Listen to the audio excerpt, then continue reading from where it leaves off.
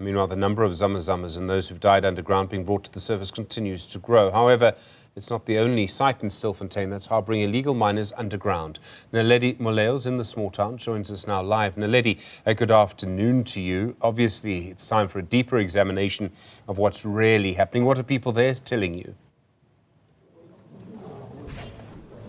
Yeah, good afternoon once again, Stephen.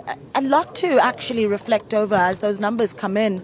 They continue to shock many that are out here and really paint a picture of just how serious the situation is underground. But certainly also a moment to reflect about what happens now, the various organizations that have been speaking out. In fact, you mentioned Makua earlier.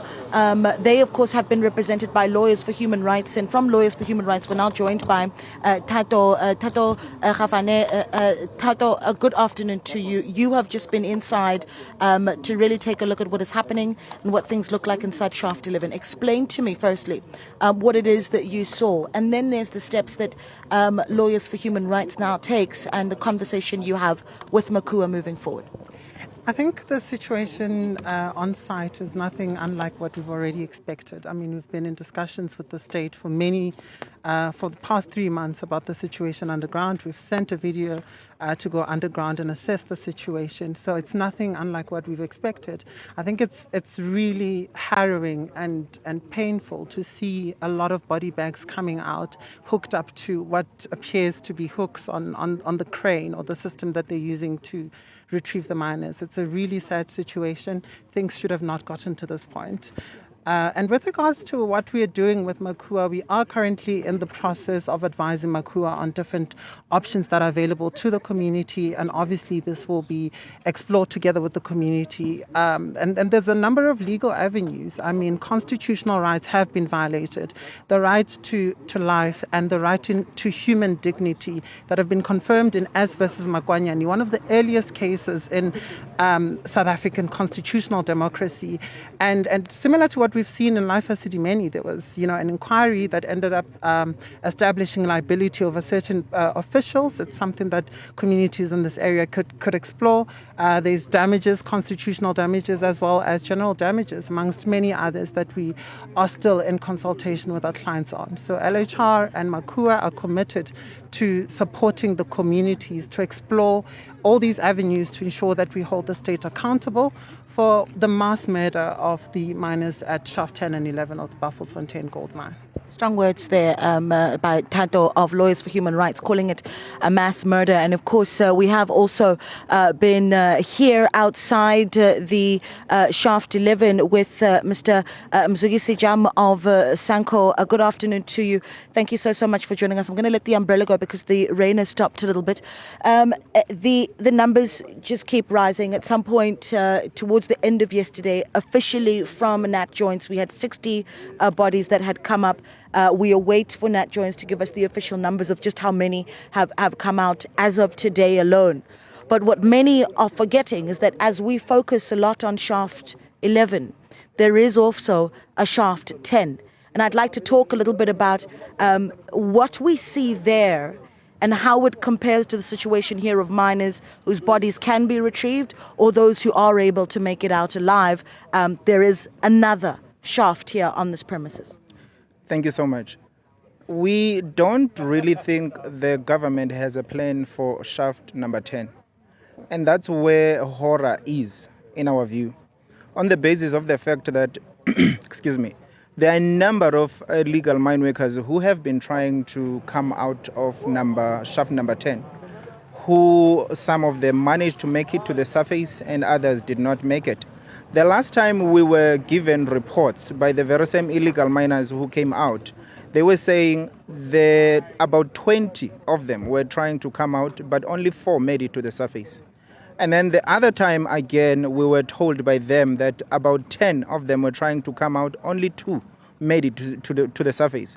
So as much as we are busy here, we are hoping that the state perhaps have a plan or has a plan for shaft number 10, because that's where horror is. We have seen in some of the images where some of the bodies were divided into 2. Because when you fall from the top and you go down, there is no way that you are actually going to make it. I think another thing that is scary is the fact that we are told that the shaft, as it goes down, Down there, it's just water. It's not like there is a base where you will fall and then you are found. So we possibly have a number of bodies which might be inside that water, which unfortunately, in my view, I don't think they will be retrieved. We are still waiting to hear from the state as to what exactly is going to happen in shaft number 10, because we still have people or dead bodies which need to be taken out of shaft number 10. And at this stage, nobody is actually trying to retrieve bodies from shaft number 10, and we don't have a number as to how many are in there. Look, in the very first beginning, the government never made any efforts in trying to retrieve anybody, in trying to retrieve anyone. So we are the only ones who made efforts in trying to retrieve bodies from shaft number 11. Now, on the basis of the fact that we never made or have any plans in terms of trying to extract bodies from shaft number 10, I doubt the state is even thinking about shaft number 10 as we speak. Now, we must remind them that there are two shafts, which the very same minister was mentioning to say he expected some of them to come out of shaft number 10. Now, he needs to be reminded that in that process of them coming out of shaft number 10, others died in the process of them trying to come out. There's the political part of this discussion, because as the numbers come out, we've seen the comparisons, lawyers for human rights calling this moment a mass murder, in their own words. Another organization saying that this is a massacre. The wording around what has happened here at Stilfontein getting stronger and stronger. The political fallout of this. SANCO, of course, a member of the Tripartite Alliance. Yesterday we had ministers here, and they were not given an opportunity to speak to the very angry community. To be honest, this is a genocide, and something that could have been prevented, because we as SANCO made contacts with the state immediately when everything started, but no one took us seriously. It was like we were delusional. We made a request to say, please come and assist, before there was even a single body that died. When there was the first person that was reported to be dead, we again reminded them that the numbers might actually go up, but no one really listened. So they kept on telling us that these people are actually criminals, and we kept on saying to them, we are not disputing any criminality in terms of their operation, but the only thing that we are contesting is their right to life, which was contravened, but no one took us seriously. So honestly, at the moment, the state could have prevented what happened, but this is actually what they wanted in their own words. The minister in presidency said their intention was to smoke these people out. So they must be celebrating wherever they are, because they have managed to smoke them out. So honestly, this is what they wanted to see happening, and it's happening.